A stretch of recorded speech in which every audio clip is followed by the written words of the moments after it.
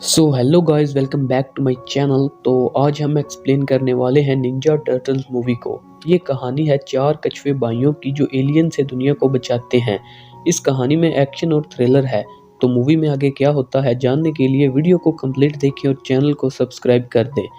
तो मूवी की शुरुआत में हमें दिखाया जाता है चार कछुओं को जो एक दूसरे को भाइयों की तरह समझते हैं। वो स्टेडियम में बास्केटबॉल मैच देख रहे होते हैं। मैच देखते हुए उन्हें स्क्रीन पर बताया जाता है कि आज से 1 साल पहले श्रेडर नामी एक मुजरम ने न्यूयॉर्क पर हमला कर दिया था, जिसका मुकाबला वॉन ने अकेले किया और उसे हरा दिया क्योंकि शहर को उन्होंने बचाया था। और इस बात को राज रखने के लिए उन्होंने सारा क्रेडिट उसे दे दिया ताकि वो टर्टल्स के बारे में किसी को ना बताए। वो उसे तंग करने के लिए पेपर की गोलियां मारने लगते हैं। माइक पिज्जा खा रहा होता है तो गलती से पिज्जा का एक स्लाइस स्टेडियम में गिर जाता है। इससे एक खिलाड़ी का पांव फिसल जाता है और वो जमीन पर गिर जाता है। सारे टर्टल्स वहां से भागने लगते हैं। बाहर हैलोवीन पार्टी चल रही होती है। माइक का सपना होता है कि वो आम लोगों की तरह जिंदगी गुजारे। वो गटर से बाहर आ जाता है और आम लोगों में चलने लगता है। वो खुशी से नाचने लगता है, लेकिन लियो उसे अंदर खींच लेता है। इनकी दोस्त अप्रैल उन्हें बताती है कि आज रात डॉक्टर श्रेडर को जेल से भगाने वाला है, क्योंकि आज रात श्रेडर को दूसरी जेल में शिफ्ट किया जाना है। इसके बाद हम दुनिया के सबसे खतरनाक मुजरिम को देखते हैं, जिसका नाम श्रेडर है। इंस्पेक्टर जॉन की जिम्मेदारी होती है कि वो श्रेडर को सेफली दूसरे जेल तक ट्रांसपोर्ट करें। सारी गाड़ियां स्टेशन से बाहर निकलने लगती हैं। इसके बाद हम देखते हैं बहुत बड़े चूहे को जो अपनी उंगली पर खड़ा होता है। सारे टर्टल अचानक अंदर आ जाते हैं। वो चूहा इन टर्टल्स का फादर है। लियो उसे बताता है कि आज रात श्रेडर भागने वाला है। वो चूहा उन्हें कहता है कि तुम्हें श्रेडर को रोकना होगा। वो सारे टर्टल्स अपने ट्रक में बैठकर श्रेडर को रोकने के लिए जाने लगते हैं। एक गाड़ी रुकती है जिससे डॉक्टर निकलता है। वो श्रेडर की असिस्टेंट को कहता है कि क्या अपडेट है। वो उसे बताती है कि उन्होंने रूट को तब्दील कर दिया। श्रेडर के साथ दो और कैदी होते हैं। वो इससे बात करने की कोशिश करते हैं, लेकिन वो उनका जवाब नहीं देता। इतने में बहुत सारे बाइकर आ जाते हैं और उनका पीछा करने लगते हैं। वो इनकी गाड़ियों में बॉम्ब लगाने लगते हैं। इस धमाके में श्रेडर की वैन से गाड़ियां टकराने लगती हैं। इतने में दो आदमी सुपर कार में आते हैं और वैन पर चढ़ने लगते हैं। वो वैन के छत को काटने लगते हैं।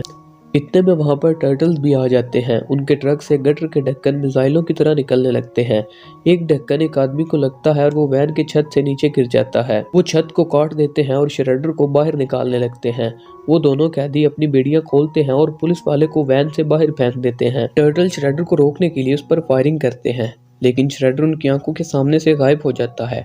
टर्टल्स को अपनी आंखों पर यकीन नहीं होता। श्रेडर गायब होकर एक एलियन के पास जाता है। उस एलियन का नाम क्रैंग है। क्रैंग उसे बताता है कि बरसों पहले मैंने एक मशीन तुम्हारी दुनिया में भेजी थी, लेकिन वो यहाँ पर पहुँचने से पहले 3 टुकड़ों में टूट गई और उसका एक टुकड़ा तुम्हारे डॉक्टर को मिला, जिससे उसने टेलीपोर्टेशन मशीन बनाई। तुम उस मशीन के दोनों टुकड़े ढूंढो और उसे एक साथ असेंबल करो, और उस मशीन से एक पोर्टल ओपन होगा जिससे मैं अपनी आर्मी जमीन पर लाऊंगा और हम यहाँ पर राज करेंगे। श्रेडर उसकी मदद करने के लिए राजी हो जाता है, लेकिन वो कहता है कि 4 टर्टल भाई मुझे रोकने की कोशिश करेंगे। वो उसे एक डिवाइस देता है और कहता है कि ये तुम्हारी परेशानियों को दूर कर देगा अगर तुम इसका इस्तेमाल सही से करोगे। वो उसे वापस भेज देता है। टर्टल्स देख रहे होते हैं कि श्रेडर कैसे गायब हो गया था, तो उसे समझ आती है कि श्रेडर ने किसी किस्म की टेलीपोर्टेशन मशीन बना ली है। अप्रैल को उनके ठिकाने का पता होता है।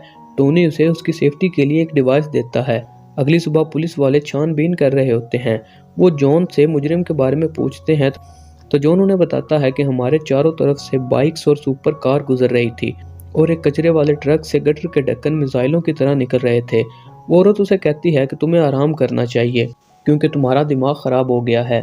वो उसे नौकरी से निकाल देते हैं। जॉन उन दोनों मुजरिमों के क्राइम रिकॉर्ड को देखने लगता है। उसे उनकी फेवरेट जगह मिल जाती है।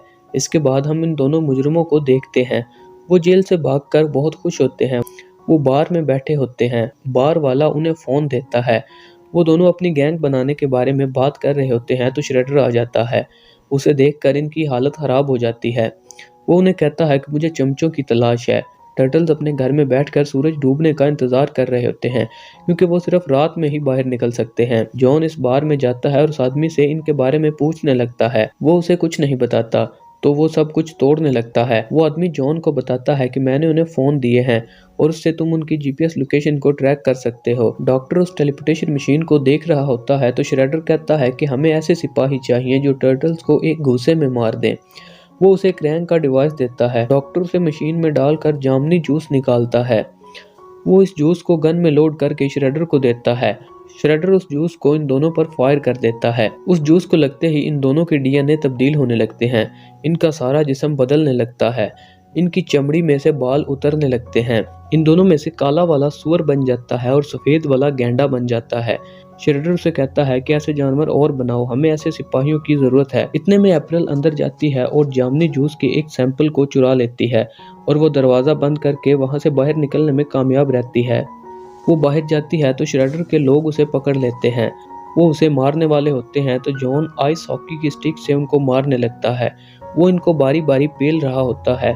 उनको मारने के बाद अप्रैल उसका नाम पूछती है तो वो उसे अपना नाम बता रहा होता है कि इतने में वहां पर टर्टल्स आ जाते हैं। जॉन टर्टल को देखकर डर जाता है और अजीब हरकतें करने लगता है। वो भी उसका मजाक उड़ाने लगते हैं। अप्रैल कहती है कि ये मेरे दोस्त हैं। वो उसे जामनी जूस के बारे में बताने लगती है। वो जॉन को अपने साथ अपने अड्डे पर ले जाते हैं। टोनी इस जूस के बारे में पता करने लगता है।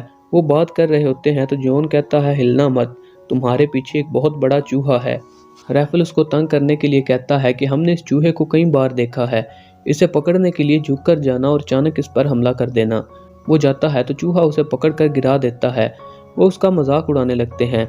जॉन को बहुत गुस्सा आता है और वो वहां से जाने लगता है तो उसे वो ट्रक नजर आता है। जॉन कहता है कि ये कौन लोग हैं तो अप्रैल उसे बताती है कि उन्होंने कई बार शहर को बचाया, तुम्हें इनकी मदद करनी चाहिए। टोनी इस जामनी जूस के ऊपर रिसर्च करने लगता है। टोनी जामनी जूस लियो को दिखाता है और उसे बताने लगता है कि अगर हम इसके असर को रिवर्स कर देंगे तो हम इंसान बन सकते हैं। लियो कहता है कि हमें इंसान बनने की जरूरत नहीं है, हम जैसे हैं वैसे ठीक हैं। तुम रूफेल और माइक को इस बारे में नहीं बताओगे। श्रेडर इन दोनों म्यूटेंट के साथ दूसरा टुकड़ा चुराने के लिए जाता है। वो मूर्ति को टक्कर मारते हैं तो मूर्ति टूट जाती है। वो इसमें से दूसरा टुकड़ा भी ले लेते हैं। श्रेडर इन दोनों से कहता है कि तुम दोनों ब्राजील जाओगे और दूसरा टुकड़ा लेकर आओगे। इसके बाद माइक रूफेल के पास जाता है और उसे जामनी जूस के असर के बारे में बताने लगता है। इसके बाद माइक रूफेल के पास जाता है और उसे बताता है कि हम जामनी जूस से इंसान बन सकते हैं। रूफेल गुस्से में लियो के पास जाता है और उसे कहता है अगर हम जामनी जूस से इंसान बन सकते हैं तो तुम्हें क्या मसला है। लियो कहता है कि हमें इंसान बनने की जरूरत नहीं है, हम जैसे हैं अच्छे हैं। टोनी उसे म्यूजियम की चोरी के बारे में बताता है। लियो माइक और रूफेल को अपने साथ ले जाने से रोक देता है। वो दोनों म्यूजियम जाते हैं। टोनी देखने लगता है।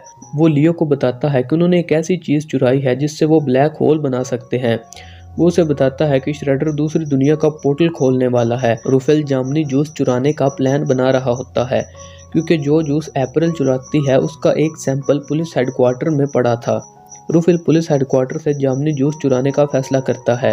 जॉन और अप्रैल अपनी नकली आइडेंटिटी बनाकर पुलिस हेडक्वार्टर में घुस जाते हैं। इससे पहले कि वो जामनी जूस तक पहुंचे, श्रेडर के आदमी उस जूस को पहले ही चुरा लेते हैं। वो पुलिस वालों को मारने लगते हैं।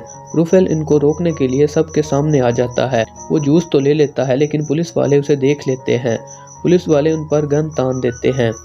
इतने में लियो और टोनी भी वहां पर आ जाते हैं। जॉन और अप्रैल इनके सामने आकर खड़े हो जाते हैं। वो इन चारों को वहां से भगा देते हैं।